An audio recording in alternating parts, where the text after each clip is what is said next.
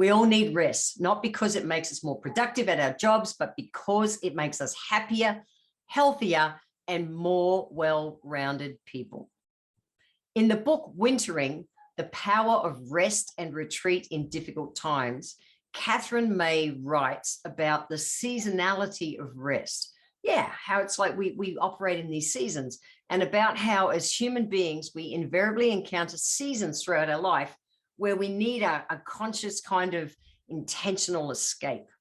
So wintering is a time that is about reflection and recuperation, for slow replenishment, and for putting your house in order. She writes, doing those deeply unfashionable things like slowing down, letting your spare time expand, getting enough sleep, resting is a radical act, but it is essential. And I 100% agree. You know, over the last 18 months when this pandemic's been here, it's forced so many people who've been working and the companies to adapt to the point that so many people have been working from home. And it's like they've found this new freedom in working from home and they love it. There's a survey that was done in May this year, over 1,000 adults, and it showed that 39% of people would actually consider quitting their jobs if their bosses weren't flexible about working remote. Really interesting is that amongst the millennials, it was 49%. That's huge. And I get it. You know, for me, March last year, March 2020, I flew back into Australia. For the 20 years prior to that, I had been traveling the world as a professional speaker, 6 to 9 months a year, somewhere in the world, living out of suitcases, but I bloody loved it. I really loved it. I consciously created a life where I could get paid to travel the world. And I had a blast. I couldn't even start telling you some of the adventures. It was amazing. However, the last 18 months when I was forced back, you know, well, no, wasn't forced. I got back into the country while I felt I could get back in and had to quarantine and all that stuff. But it was like, I had to grieve first the fact that life was not happening, and I'd been on that treadmill of it, even though it wasn't a taxing treadmill. I loved it, but I'd been in that routine for so long. So initially I went through a huge grieving, like just not understanding how my life was doing what it was doing. Anyway, got through that, and I've consciously created and allowed a whole different life to come in. And I was talking to a mate yesterday who flies the world a lot too. And he said to me, so where are you going first, Jen? Like all of a sudden now they've just opened up Australia and we're allowed to go and fly again, where we have not been allowed out of our country for the last 18 months. And he said, where are you going first? And I went, oh, I'm actually not. I have no desire right at this moment in time to get on a plane and fly anywhere. I really don't. It's been such a long block of time. You know, they say 3 weeks, 3 months is a habit cycle. I have had 18 months at home on the Gold Coast. I surf 7 days a week. I work from home around the surf and the tides, and I get to work online. I go to ukulele class on a Friday morning. I am having an insanely fun life right here at home. It is wildly different to the life I had, but it's been so long. It's a whole new habit for me. And I don't want to fly right at this moment in time. Now, I'm sure it'll come back, but it's not there right now. And I find that so interesting because it was so ingrained for me, and I consciously built that life to fly. So me, like so many other people who were forced to work from home, they don't want to go back to work. They don't want to go back to the office. I don't want to go back to jumping on planes every day. It's really interesting stuff. So I thought I'd talk about this because it's real for me and it's real for so many people. So what is the opposite of rest? What is the opposite of rest? Well, the opposite of rest is work. And I've talked about this stuff in my 7 Steps to Sanity, all my corporate work I've spoken on around the world for the last 20 years on preventing burnout in the workplace. And that whole concept of workism is all about how people chase, they work and they work so hard for that fulfillment through their job. And it's like their identity is attached to it. And yet at the same time, we find it's making them miserable. It's huge. And I get it. I grew up with a dad that he used to say, Jen, you rest when all the work's done. Well, guess what? The work is never all done. And I was absolutely a workaholic. Prior to burning out, I was the perfectionist workaholic, and it was, oh, shit, terrible. And it did. It nearly cost me my life. So I'm really grateful I learned those lessons over the last 30 years. I still have a very high work ethic, but I consciously rest. I know the value of it. And so that's what I want to talk about today. So rest is not a reward. It's not you should work hard and you then deserve to have some time off. No, rest is an absolutely basic human need. It just is. So what are some of the benefits of resting? Well, when we relax, and it's about physically and emotionally resting. So it's resting our physical body, but it's also about resting our mind, our brain as well. We need to just quieten it. So resting helps to restore that kind of sense of calm. It takes the edge off our nervous system at times when it kind of gives you that extra reserve, so that at times when you are exhausted or stretched or ill or something, that your body's got an extra reserve. That's it. So when we do rest, get good quality rest, and it's not about a chunk of time, but it's quality rest that works for you. Now, we all rest differently, but it's not about going to sleep. That's not what it is. Sleep counts, but that's not what it is. But when we do rest properly, we get sick less often. Our weight sits a better place. So that, I talked lots about the impacts of stress hormones like cortisol. That plays a part. We lower our chances of getting big, nasty health problems like type 2 diabetes and heart disease. It helps to, we do the tired and crankies less often, so our moods aren't all over the place.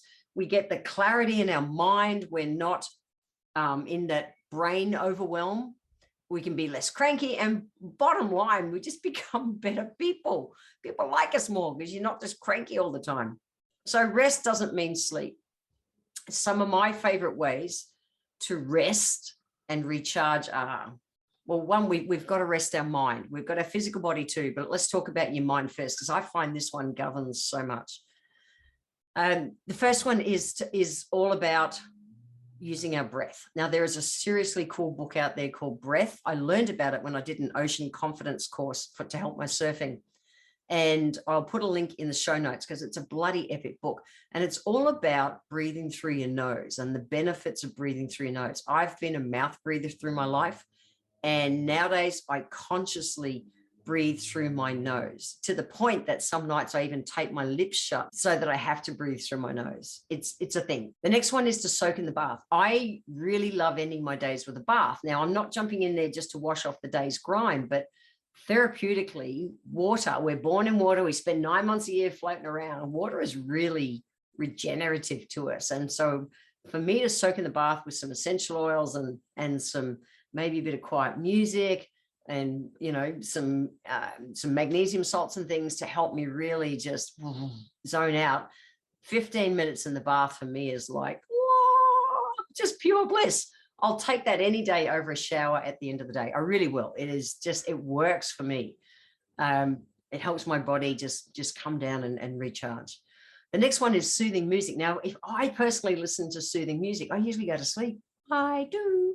So one I do around music is I'll get my ukulele and I don't consciously play a song. I just strum and let my mind wander. And it's like I defrag my brain. That's one that I love a lot. I really do. That works for me in a big way. Mindful meditation is great. Journaling, some people writing is a great way for them to defrag their brain. Guided visualizations are awesome. So another one is walking the garden. So for me, about every hour to hour and a half, I'll go and play my uke, or I'll go and walk my garden. I do something to defrag my brain and rest my brain. It's a conscious thing that I do.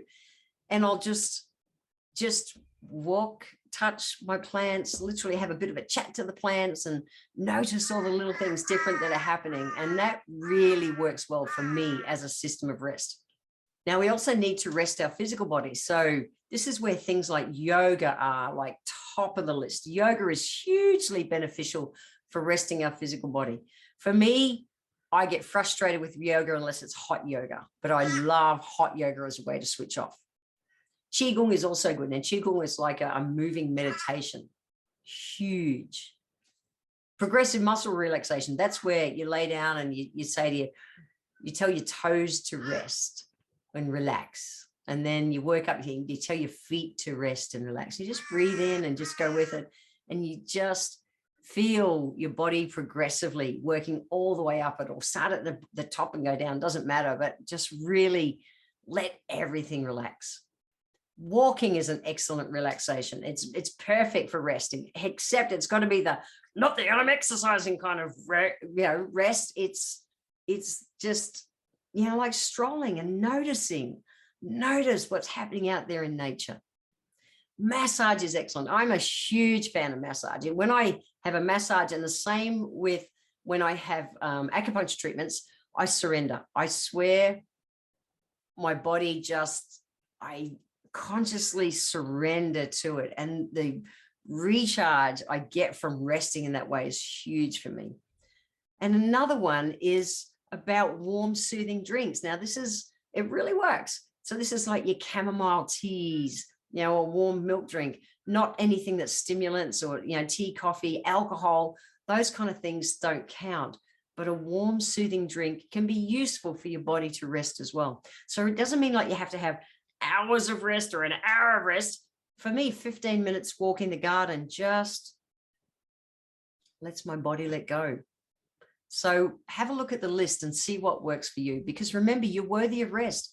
You should never feel guilty for taking time to rest like I did in the young days, because my dad said, you rest when everything's done. And I'd look at my list and think, fuck, I got so much to still do. I can't. And it's like, you can, Jen, you actually can. And it's important that you do.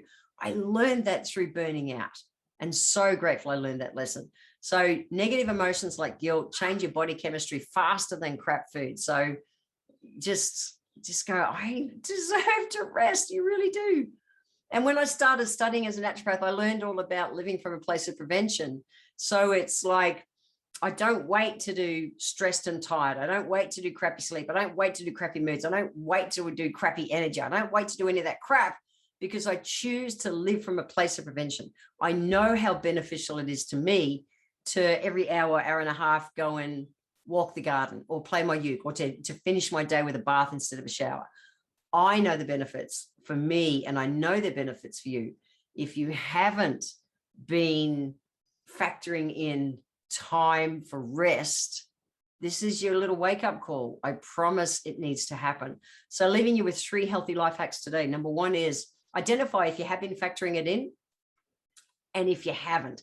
That's the first one. Just go, have I really been getting quality rest for my mind and physical body during the day? And if you haven't, number 2 is diarize it. Make it foolproof. Stick it in your diary.